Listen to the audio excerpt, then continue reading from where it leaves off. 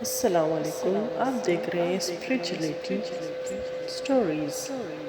مزید Islamic videos کو دیکھنے کے لیے آپ میرے چینل کو سبسکرائب کریں اور اگر ویڈیوز اچھی لگیں تو لائک کیجیے اور شیئر کیجیے۔ چلو چلتے ہیں آج اپنے ٹاپک کی طرف۔ ہمارا ٹاپک ہے حضرت آدم علیہ السلام کی سٹوری۔ اس کی کمپلیٹ سٹوری آج ہم آپ کے سامنے شیئر کریں گے۔ اللہ تعالیٰ نے انسانیت کو سیدھی راہ دکھانے کے لیے بہت سے نبی اور رسول صلی اللہ علیہ وسلم بھیجے، جن کی صحیح تعداد صرف اللہ عز و جل ہی کو معلوم ہے۔ البتہ چند انبیاء کا ذکر اللہ عز و جل نے قرآن مجید اور رسول اکرم صلی اللہ علیہ وسلم نے احادیث مبارکہ میں کیا ہے۔ ان میں سے سب سے پہلے نبی حضرت آدم علیہ السلام ہیں۔ حضرت آدم علیہ السلام کی پیدائش مفسر قرآن حضرت عبداللہ بن عباس رضی اللہ تعالیٰ عنہ نے فرمایا، حضرت آدم علیہ السلام کی تخلیق سے تقریباً 2000 سال پہلے اللہ تعالیٰ نے زمین پر جنوں کو آباد کیا۔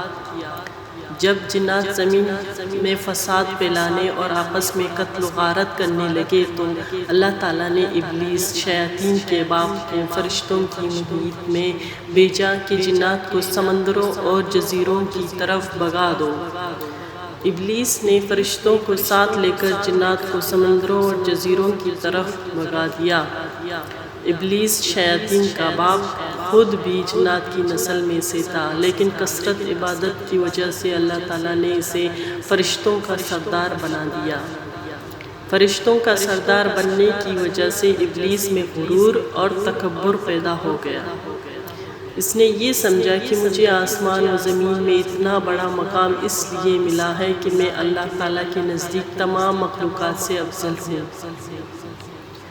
اللہ تعالیٰ کو اس کا غرور اور تکبر پسند نہیں آیا، اور اسی وقت اللہ تعالیٰ نے فرشتوں کے سامنے ایک ایسی مخلوق کو پیدا کرنے کا اظہار فرمایا جو زمین میں اللہ تعالیٰ کی نیابت قائم مقامی کرے۔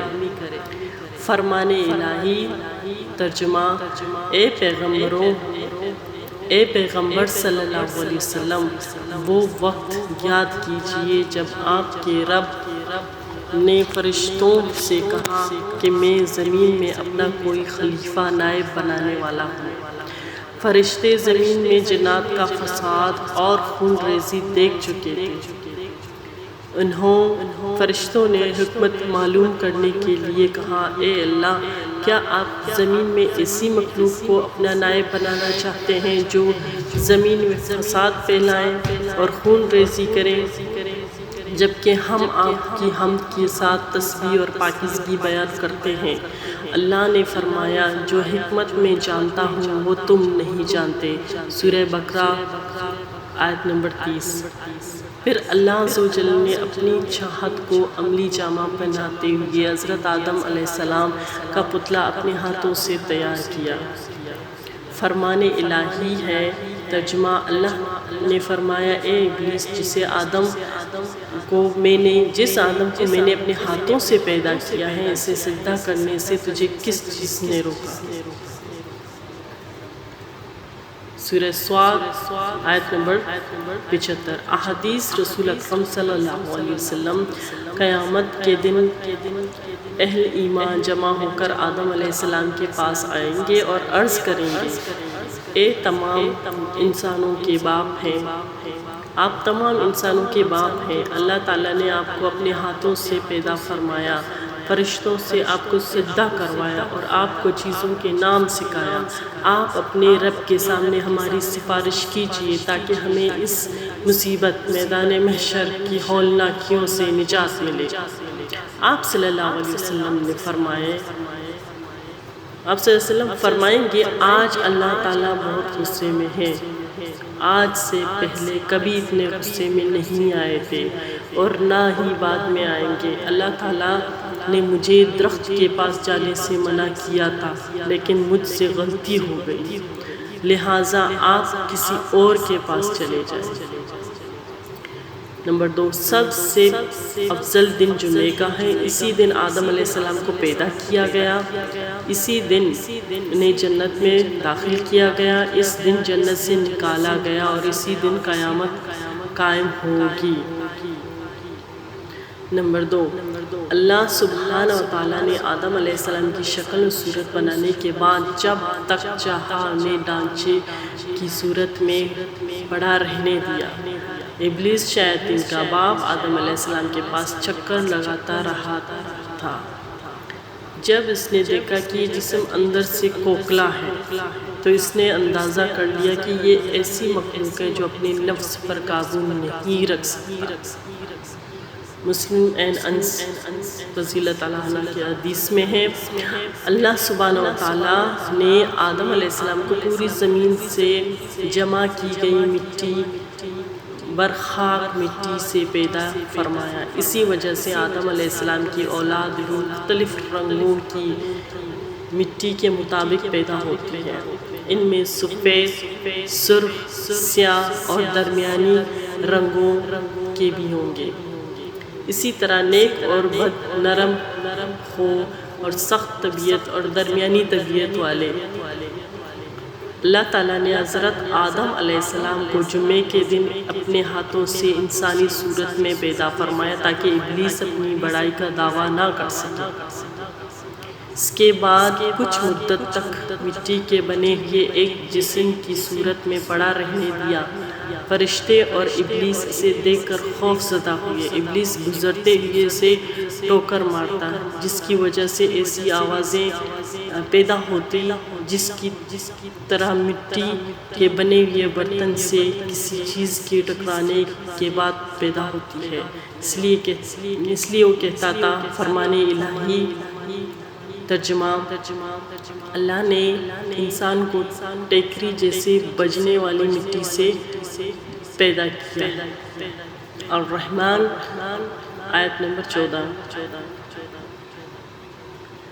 ابلیس ایک مرتبہ موقع پا کر حضرت آدم علیہ السلام کے منہ کی طرف سے بدن میں داخل ہوا اور اس طرح اور دوسری طرف سے نکل گیا اور فرشتوں سے کہنے لگا، اس سے مت ڈرو، یہ آدم علیہ السلام اندر سے بالکل کھوکھلا ہے، اگر مجھے اس پر قابو پانے کا موقع ملا تو میں اسے ضرور گمراہ کروں گا۔ سورہ الانبیاء آیت نمبر 37۔ نمبر 5، اللہ تعالیٰ نے آدم علیہ السلام کو پیدا کیا تو ان کا قد 60 ہاتھ لمبا بنایا، پھر ان میں روح پھونکی اور فرمایا، جا کر فرشتوں کی جماعت کو سلام کیے اور ان کا جواب غور سے سنیے، وہی تمہارے اور تمہاری اولاد کی سلام اور جواب کا طریقہ ہوگا۔ آدم علیہ السلام نے فرشتوں کی ایک جماعت کے پاس جا کر کہا، السلام علیکم۔ فرشتوں نے جواب دیا، السلام علیکم ورحمۃ اللہ، یعنی ورحمۃ اللہ کا اضافہ کر دیا۔ جنت میں جو بھی داخل ہوگا وہ آدم علیہ السلام کی صورت پر 60 ہاتھ قد کا ہوگا۔ اس کے بعد آج تک مخلوق کی قد میں کمی ہوتی رہی، یہاں تک کہ موجودہ صورت آ گئی۔ فرشتوں کو اولاد آدم کی خون ریزی کا علم کیسے ہوا؟ فرشتے زمین پر جنات کے آپس کی لڑائی جھگڑوں اور خون ریزی کو دیکھ چکے تھے۔ اس کو سامنے رکھتے ہوئے انہوں نے اولاد آدم کے بارے میں بھی یہ خدشہ ظاہر کیا کہ یہ بھی آپس میں خون ریزی کا ارتکاب کر سکتے ہیں۔ قتادہ رحمۃ اللہ نے فرمایا، فرشتے حضرت آدم علیہ السلام سے پہلے زمین پر آباد ہونے والی مخلوقات کی حالت دے چکے تھے۔ سورہ بقرہ آیت نمبر 30۔ وَالْعَلْمُ بِالصَّوَابِ، اللہ تعالیٰ اصل حقیقت کو خواب جانتے۔ خلیفہ بنانے کی مصلحت۔ جب اللہ تعالیٰ نے فرشتوں کو ایک نئی مخلوق پیدا کرنے کی خبر دی تو انہوں نے اس نئی مخلوق کو پیدا کرنے کی مصلحت معلوم کی تو اللہ سبحانہ و تعالیٰ نے فرمایا، ترجمہ، بلا شبہ میں وہ باتیں جانتا ہوں جن کا تمہیں علم نہیں۔ سورہ بقرہ آیت نمبر 30۔ یعنی میں اس نئی مخلوق میں نبی، رسول، عابد، صدیق، شہید، زاہد، ولی، باعمل، علماء اور صالح پیدا کروں گا۔ رسول اکرم صلی اللہ علیہ وسلم نے فرمایا، جب فرشتے فجر کے وقت بندوں کے اعمال لے کر آسمان پر چڑھتے ہیں تو اللہ تعالیٰ جاننے کے باوجود ان سے پوچھتے ہیں، تم نے میرے بندوں کو کس حال میں چھوڑا؟ فرشتے جواب دیتے ہیں کہ جب ہم گئے تھے وہ نماز عصر میں مصروف تھے، اور جب واپس آئے تب وہ نماز فجر میں مصروف تھے۔ یعنی فرشتوں کو جس مسلط و حکمت کی جستجو تھی وہ انہیں انسان کی عبادت میں مصروف ہونے کی صورت میں دکھائی جاتی ہے۔ فرشتوں کا حضرت آدم علیہ السلام کے لیے سجدہ۔ اللہ سبحانہ و تعالیٰ نے حضرت آدم علیہ السلام کے جسم میں روح پھونکنے سے پہلے ہی فرشتوں کو اس بات کا پابند کر دیا تھا کہ جیسے ہی میں آدم علیہ السلام کی تخلیق مکمل کر کے اس میں روح ڈال دوں تو تم ان کے سامنے سجدہ تعظیمی میں گر جانا۔ جب اللہ سبحانہ و تعالیٰ نے حضرت آدم علیہ السلام کی مکمل شکل و صورت بنانے کے بعد اس میں روح ڈال دی تو فرشتے اللہ تعالیٰ کے حکم کی تعمیل کرتے ہوئے فوراً حضرت آدم علیہ السلام کے سامنے سجدے میں گر گئے۔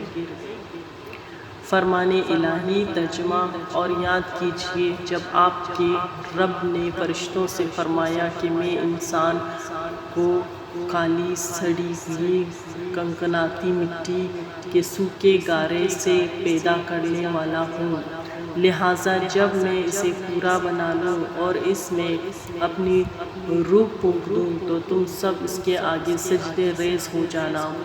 پس تمام فرشتوں نے سجدہ کیا۔ سورہ حج آیت 28-29۔ رسول اکرم صلی اللہ علیہ وسلم نے فرمایا، جب حضرت آدم علیہ السلام میں روح ڈال دی گئی تو انہیں چھینک آئی، جس پر انہوں نے الحمدللہ رب العالمین، تمام تعریفیں اللہ کے لیے جو تمام جہانوں کا رب ہے، کہا۔ اللہ تعالیٰ نے جواب میں یرحمک اللہ، اللہ آپ پر رحم فرمائے۔ حضرت آدم علیہ السلام کی عزت و تکریم اور فرشتوں پر فضیلت۔ حضرت آدم علیہ السلام کی عزت و تکریم کرتے ہوئے اللہ رب العزت نے انہیں اپنے مبارک ہاتھوں سے تخلیق فرمایا اور فرشتوں سے سجدہ کروایا کہ آپ علیہ السلام کی خوب عزت افزائی فرمائیں۔ فرمان الہی، جب ہم نے فرشتوں سے کہا کہ آدم کو سجدہ کرو تو ابلیس شیطان کے علاوہ سب فرشتوں نے سجدہ کیا۔ اس ابلیس نے سجدہ کرنے سے انکار کیا۔ ابلیس کا آدم علیہ السلام کو سجدہ کرنے سے انکار۔ جب اللہ تعالیٰ نے فرشتوں کو حکم دیا کہ حضرت آدم علیہ السلام کو سجدہ کرو تو تمام فرشتوں نے اللہ تعالیٰ کے حکم کی تعمیل میں سجدہ کیا۔ ابلیس چونکہ کثرت عبادت کی وجہ سے فرشتوں کے ساتھ رہتا تھا، لہٰذا اسے بھی فرشتوں کے ساتھ حضرت آدم علیہ السلام کو سجدہ کرنے کا حکم دیا گیا، مگر ابلیس حضرت آدم علیہ السلام کی عزت و فضیلت کو دیکھ کر حسد کرنے لگا اور تکبر کرتے ہوئے انہیں سجدہ کرنے سے انکار کر دیا۔ اللہ رب العزت نے اس سے سجدہ نہ کرنے کی وجہ پوچھی تو اس نے جواب دیا، میں آدم علیہ السلام سے بہتر ہوں۔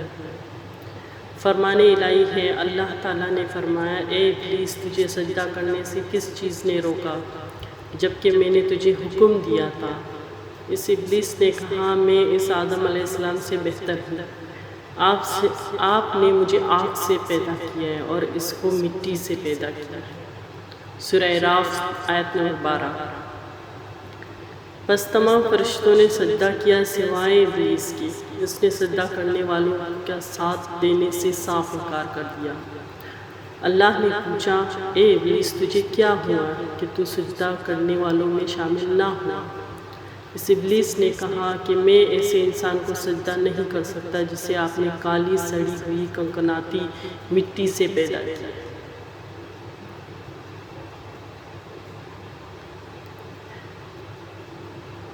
رسول اکرم صلی اللہ علیہ وسلم نے فرمایا، فرشتے نور سے، جن آگ کے شعلے سے، اور آدم علیہ السلام اس چیز مٹی سے پیدا کیے گئے جس کا تمہیں علم ہو چکا ہے۔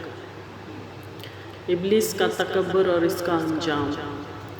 جب ابلیس نے اللہ تعالیٰ کی نافرمانی کرتے ہوئے آدم علیہ السلام کو سجدہ کرنے سے انکار کر دیا تو اللہ رب العزت نے اس کا مقام و مرتبہ چھین کر قیامت تک کے لیے اسے ملعون مردود قرار دے کر جنت سے نکل جانے کا حکم دیا تھا۔ فرمان الہی ہے۔ ترجمہ نمبر 1، اللہ نے فرمایا، اے ابلیس تو یہاں جنت سے نکل جا، بے شک تو مردود ہے، بلا شبہ قیامت کے دن تک تجھ پر میری لعنت برستی رہے گی۔ سورہ الحجر آیت 34-35۔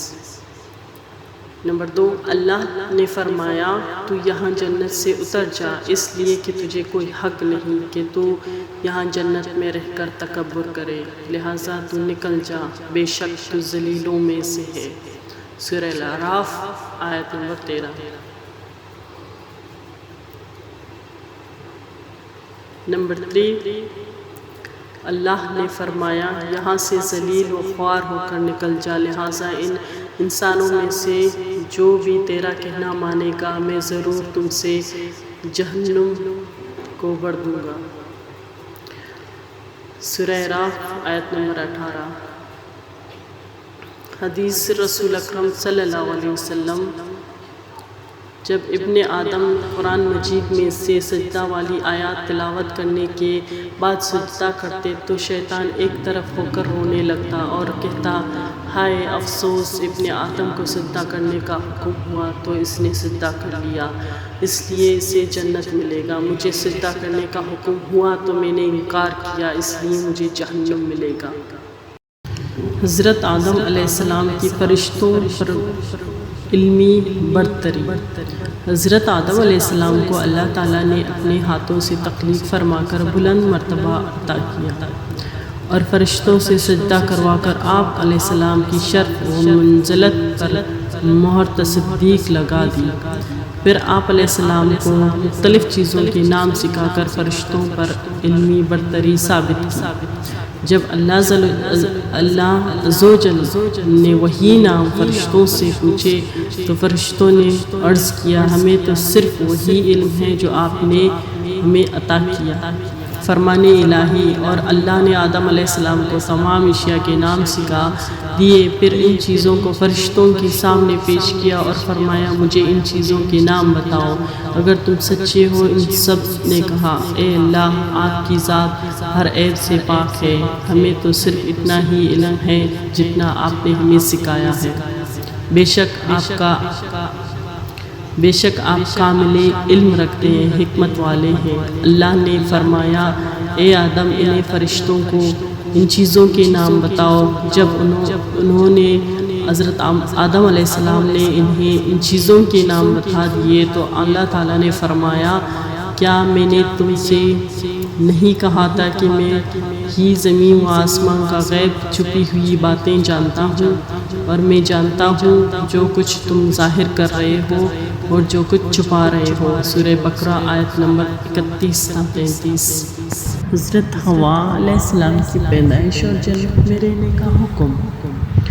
حضرت حوا علیہ السلام کی پیدائش سے پہلے حضرت آدم علیہ السلام اکیلے تھے، ان کا کوئی ہم جنس نہیں تھا۔ اللہ سبحانہ وتعالیٰ نے ان کی دلجوئی اور تسکین کے لیے انہی کے جسم میں سے بائیں طرف کی چھوٹی پسلی سے حضرت حوا کو پیدا فرمایا اور ان کی بیوی بنا کر انہیں جنت میں رہنے کا حکم دیا۔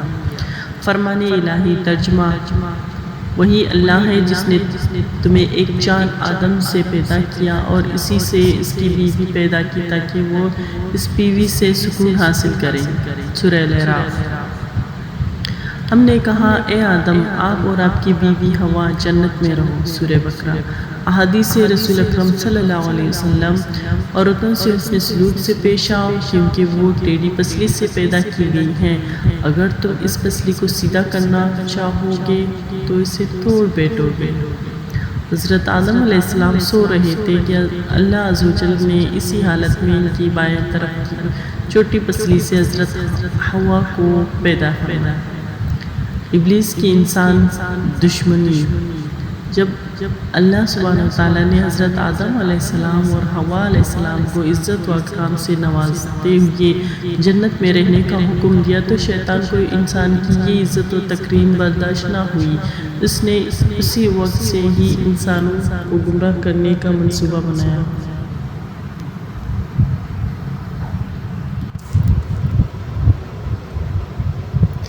انسان سے دشمنی کے لیے اس نے اللہ تعالیٰ سے مہلت طلب کی۔ اللہ عز و جل نے اسے قیامت تک کے لیے مہلت دے دی۔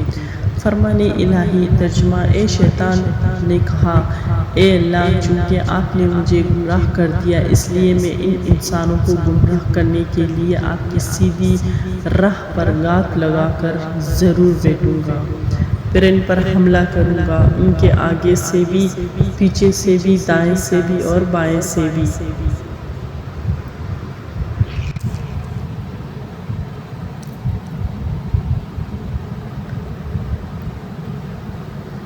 اور آپ ان میں سے اکثر کو شکر گزار نہ پائیں گے۔ نمبر 2، ابلیس نے کہا کہ اے اللہ، اب جبکہ آپ نے اس شخص آدم علیہ السلام کو مجھ پر فضیلت دے دی ہی ہے تو مجھے قیامت کے دن تک مہلت دے دیجئے، میں اس کی اولاد میں سے چند لوگوں کے علاوہ سب کو ضرور اپنے قابو میں کر لوں گا۔ سورہ بنی اسرائیل۔ ابلیس نے کہا، اے میرے رب، مجھے اس دن تک مہلت دے دیجئے جب لوگ دوبارہ اٹھائے جائیں گے۔ اللہ نے فرمایا، تجھے مہلت دی جاتی ہے اس دن تک جس کا وقت معلوم مقرر ہے۔ ابلیس نے کہا، آپ کی عزت کی قسم، میں ان سب لوگوں کو بہکا کر رہوں گا سوائے تیرے مخلص بندوں کے۔ رسول اکرم صلی اللہ علیہ وسلم نے فرمایا، شیطان آدم علیہ السلام کی اولاد کو گمراہ کرنے کے لیے اسلام کی راہ پر بیٹھا ہوا ان کے دلوں میں یہ وسوسہ ڈالتا ہے کہ افسوس تم اپنے باپ دادا کا دین چھوڑ کر مسلمان ہو رہے ہو۔ سعادت مند لوگ اس کی بات ٹھکرا کر مسلمان ہو جاتے ہیں، پھر شیطان جہاد کی راہ پر بیٹھ کر کہتا ہے کہ جہاد کیوں کرتے ہو؟ تم مارے جاؤ گے، تمہاری عورت کسی اور سے نکاح کر لے گی اور تمہارا مال تقسیم کر لیا جائے گا، مگر سعادت مند لوگ اس کی بات روک کر کے جہاد کے لیے نکل پڑتے ہیں۔ ایسے لوگ یقیناً جنتی ہیں، خواہ شہید ہو جائیں یا ڈوب کر یا کچل کر مر جائیں۔ اللہ تعالیٰ کی بنی آدم کو ابلیس کی دشمنی پر تنبیہ۔ اللہ تعالیٰ نے ابلیس کو قیامت تک کے لیے مہلت دینے کے بعد بنی نوع انسان کو ابلیس کی دشمنی سے آگاہ فرما دیا اور یہ وضاحت کر دی کہ تمہارا سب سے بڑا دشمن ہے وہ شیطان ہے، اس سے بچنے کی ہر ممکن کوشش کرو۔ یہ بڑا چالاک اور چپ کر وار کرنے والا ہے، تم اسے اس کے چیلوں کو نہیں دیکھ سکتے لیکن وہ تمہیں دیکھ رہا ہوتا ہے۔ اس نے تمہاری ماں باپ کو دھوکہ دے کر جنت کی آرام دہ زندگی سے محروم کروا دیا۔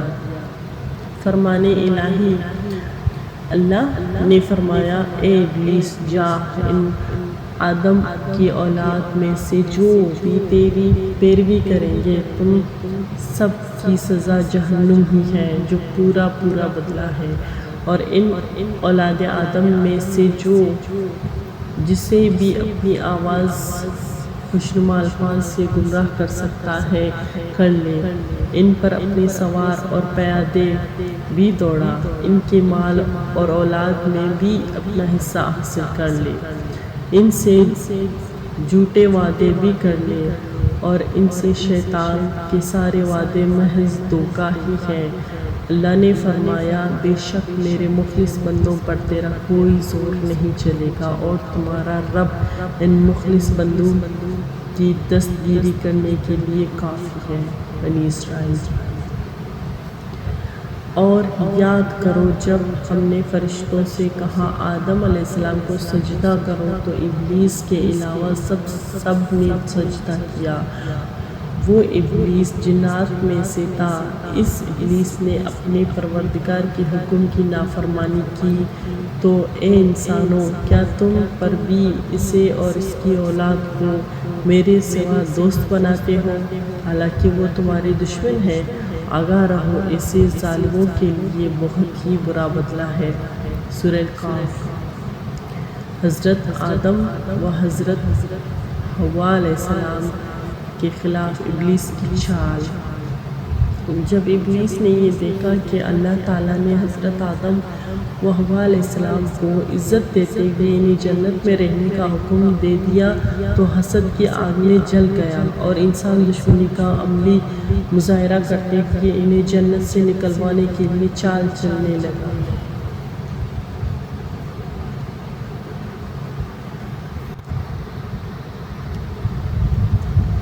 وہ بڑا ہمدرد بن کر حضرت آدم و حوا علیہ السلام کے پاس آ کر کہنے لگا کہ تمہیں معلوم نہیں اس درخت کے قریب جانے سے تمہیں کیوں روکا گیا؟ میں تمہیں ایک راز کی بات بتاتا ہوں۔ اللہ تعالیٰ نے تمہیں اس درخت کے پاس جانے سے اس لیے روکا کہ اگر تم اس پھل کو کھا لو گے تو فرشتے بن جاؤ گے یا پھر ہمیشہ کے لیے جنت کی زندگی پالو گے۔ فرمان الہی ترجمہ: تمہاری رب نے تو تم کو اس درخت کا پھل کھانے سے صرف اس لیے منع کیا کہ تم فرشتے نہ بن جاؤ یا ہمیشہ زندہ رہنے والوں میں سے نہ ہو جاؤ۔ شیطان نے آدم علیہ السلام کے دل میں وسوسہ ڈال دیا اور کہا، اے آدم، کیا میں تمہیں ہمیشہ کی زندگی کا درخت اور ایسی بادشاہیت نہ بتاؤں جو کبھی نہ ختم ہو؟ حضرت آدم و حوا علیہ السلام کا ممنوعہ درخت کا پھل کھانا۔ حضرت آدم و حوا ابلیس کو اپنا ہمدرد اور خیر خواہ سمجھ کر اس کی بہکاوے میں آ گئے اور جس درخت کے پاس جانے سے اللہ رب العزت نے منع کیا تھا اس کے پاس چلے گئے، اور جیسے ہی اس درخت کا پھل چکھا تو ان کے جسم پر سے جنتی لباس فوراً اتر گیا۔ فرمان الہی: ہم نے کہا، اے آدم، یہ تمہارا اور تمہاری بیوی کا کھلا دشمن ہے، خیال رکھنا ایسا نہ ہو کہ یہ تم دونوں کو جنت سے نکلوا دیں، پھر تم مصیبت میں پڑ جاؤ۔ یہاں تو تمہیں آرام ہے، نہ تمہیں بھوک ستاتی ہے، نہ تم پر ہنا رہتے ہو، نہ تمہیں پیاس لگتی ہے اور نہ ہی دھوپ ستاتی ہے۔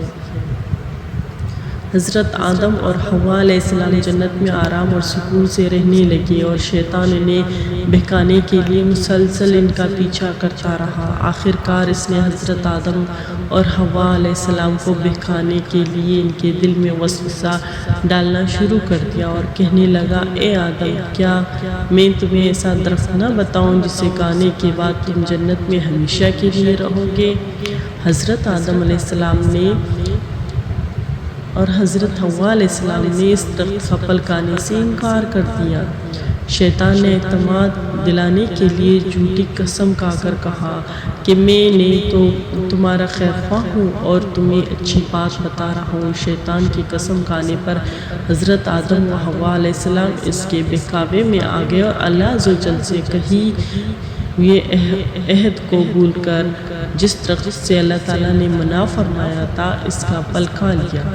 حضرت آدم علیہ السلام اور حوا علیہ السلام نے جیسے ہی ممنوعہ درخت کا پھل چکھا تو ان کا جنتی لباس جسم پر سے اتر گیا اور وہ شرم کے مارے اپنے ستر کو چھپانے کے لیے جنت کے درختوں کے پتے اپنے اوپر چپکانے لگے۔ فرمان الہی: پھر شیطان نے انہیں اس جنت سے پھسلا کر ان دونوں کو وہاں جنت سے نکلوا دیا۔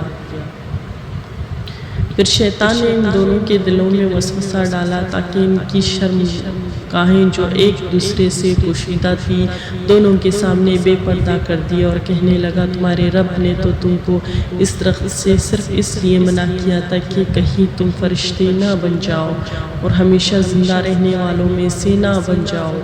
شیطان نے دونوں کے سامنے اللہ کی قسم کھائی کہ یقین جانو میں تم دونوں کا سچا خیر خواہ ہوں۔ چنانچہ اس شیطان نے ان دونوں کو دھوکہ دے کر اپنی جال میں پھنسا لیا۔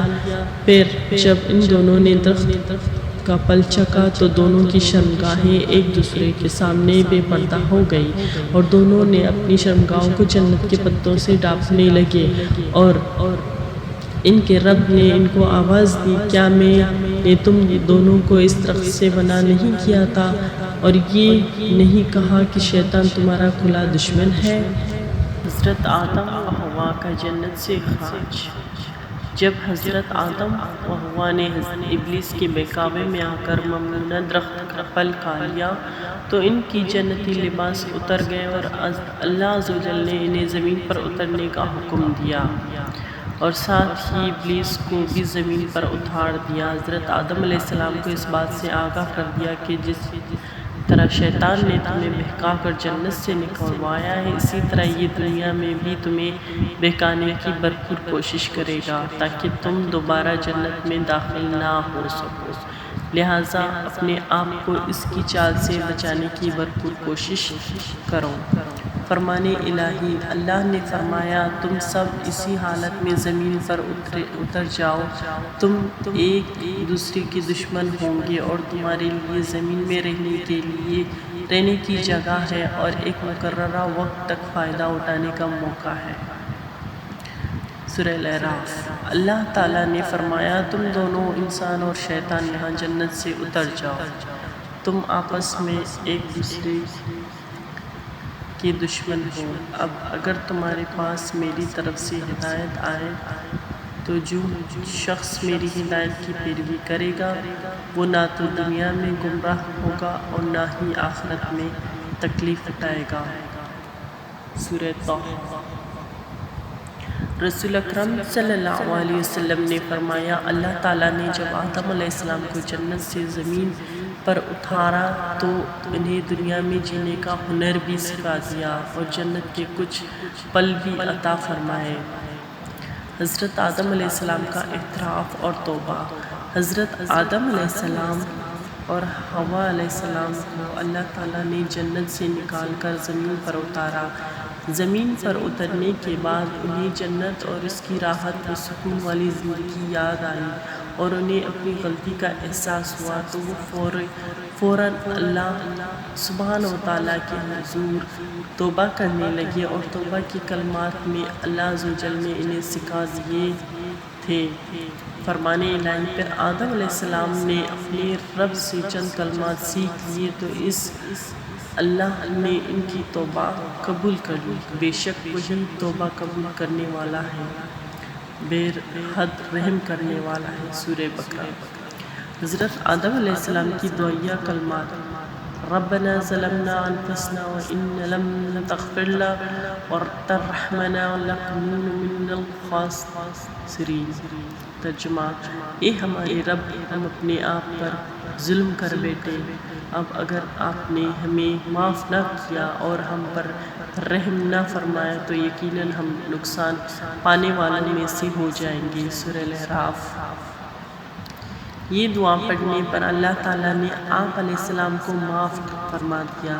اس دعا میں حضرت آدم علیہ السلام کی 5 خوبیاں ذکر ہوئی: اپنی غلطی کا اعتراف کیا، نمبر 2 غلطی پر شرمندہ ہوئے، نمبر 3 اپنے نفس کو ملامت کی، نمبر 4 فوراً توبہ کی، نمبر 5 اللہ کی رحمت سے نا امید نہ ہوئے۔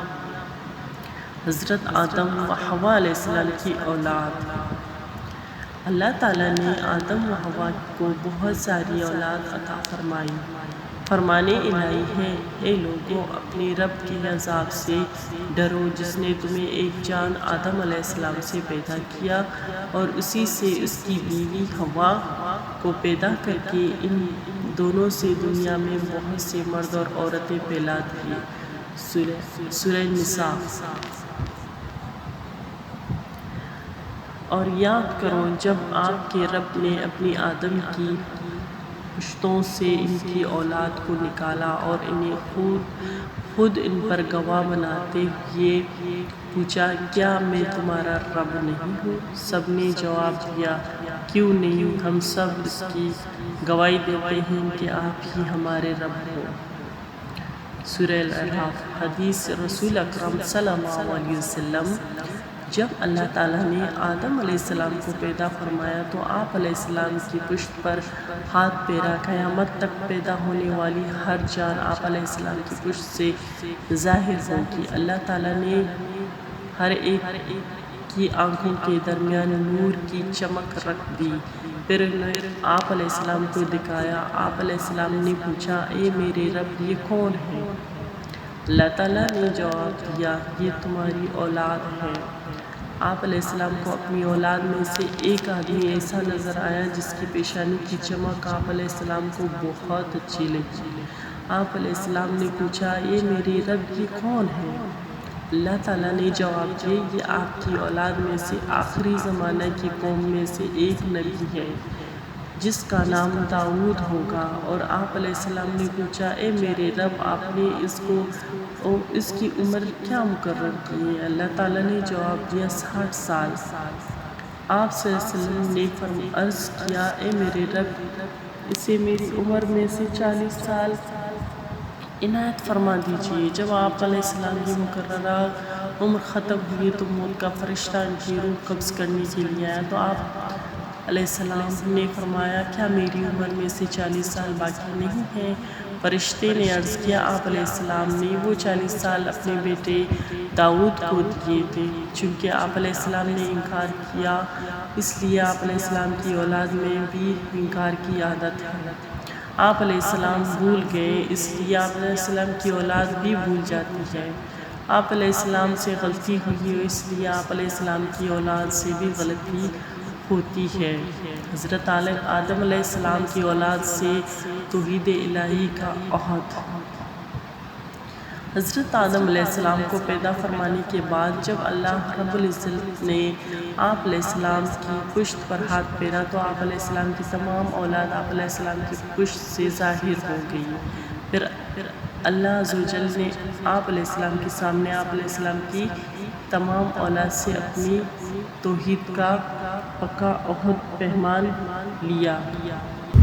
حضرت عبداللہ بن عباس و دیگر صحابہ رضی اللہ تعالیٰ عنہ بیان کرتے ہیں کہ جب حضرت آدم اور حوا علیہ السلام کے ہاں ولادت کا سلسلہ شروع ہوا تو ان کے ہاں ہر بار ایک لڑکا اور ایک لڑکی پیدا ہوتی تھی۔ حضرت آدم علیہ السلام کو یہ حکم تھا کہ ہر لڑکے کی شادی دوسرے لڑکے کے ساتھ پیدا ہونے والی لڑکی سے کریں اور دوسرے پیدا ہونے والے لڑکے کی شادی پہلے لڑکے کے ساتھ پیدا ہونے والی لڑکی سے کریں۔ حضرت آدم علیہ السلام کے ہاں ایک مرتبہ قابل اور اس کی بہن پیدا ہوئی اور دوسری مرتبہ حابل اور اس کی بہن پیدا ہوئی۔ سابقہ اصول کے مطابق قابل کی بہن کا نکاح حابل سے اور حابل کی بہن کا نکاح قابل سے ہونا تھا۔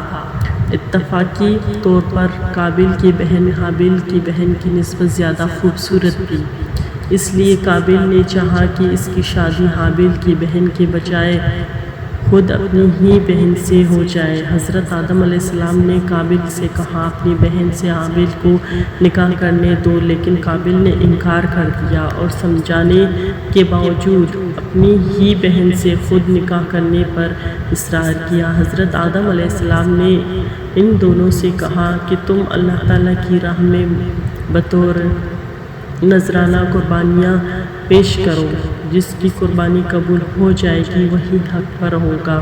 حابل بکریاں پالتا تھا، اس نے ایک موٹی تازی بکری قربانی کی اور قابل کھیتی باڑی کرتا تھا، اس نے گٹھیا قسم کا اناج اللہ تعالیٰ کی راہ میں پیش کیا۔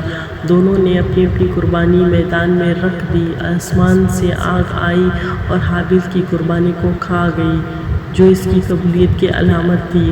قابل کی قربانی جب قبول نہ ہوئی تو اسے غصہ آیا اور اس نے اپنے بھائی حابیل کو قتل کر ڈالا۔ جب حابیل قتل ہو گئے تو قابل نے کھلے آسمان کے نیچے ان کی لاش رکھ دی، اس لیے اسے دفن کرنے کا طریقہ معلوم نہ تھا۔ آخرکار اللہ تعالیٰ نے 2 کوے بیچے، ان میں سے ایک نے دوسرے کو مار دیا، پھر چونچ سے گڑھا کھود کر مردہ کوے کو اس میں ڈال کر اوپر سے مٹی ڈال دی۔ قابل نے جب اپنی آنکھ سے یہ ماجرا دیکھا تو شرمندہ ہو کر کہنے لگا، ہائے افسوس، میں اس کوے سے بھی گیا گزرا ہو گیا کہ اپنے بھائی کی لاش دفن کرنے کی تدبیر بھی نہ نکال سکا۔ رسول اکرم صلی اللہ علیہ وسلم نے فرمایا، جتنے بھی لوگ ناحق قتل ہو رہے ہیں ان کا گناہ آدم علیہ السلام کے بیٹے قابل کے حق میں بھی لکھا جا رہا ہے، کیونکہ انسانوں میں قتل کی ریت سب سے پہلے اس قابل نے شروع کی تھی۔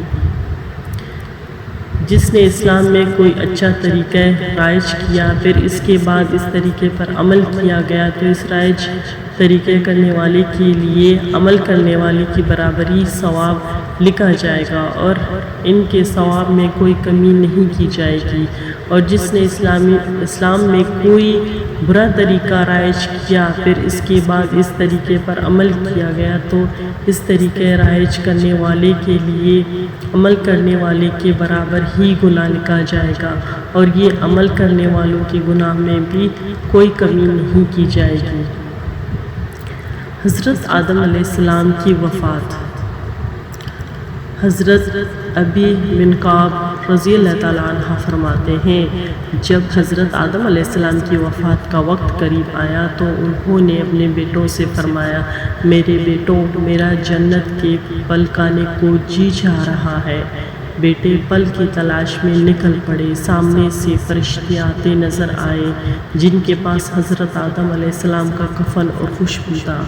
فرشتوں نے پوچھا، اے آدم علیہ السلام کے بیٹوں، تمہیں کس چیز کی تلاش ہے؟ بیٹوں نے جواب دیا، ہمارے والد صاحب کی طبیعت ناساز ہے اور وہ جنت کے پھل کھانے کی خواہش رکھتے ہیں۔ فرشتوں نے کہا، تم واپس چلے جاؤ کیونکہ تمہارے والد فوت ہونے والے ہیں۔ فرشتوں نے آ کر ان کی روح قبض کی، ان کو غسل دیا، کفن پہنایا، خوشبو لگائی اور آپ علیہ السلام کے لیے لحد بغلی قبر تیار کی، پھر نماز جنازہ ادا کی اور قبر میں رکھ کر اوپر سے مٹی ڈال دی۔ پھر مخاطب ہو کر کہا، اے آدم کے بیٹوں، تمہارے لیے مردوں کو دفن کرنے کا یہی طریقہ ہے۔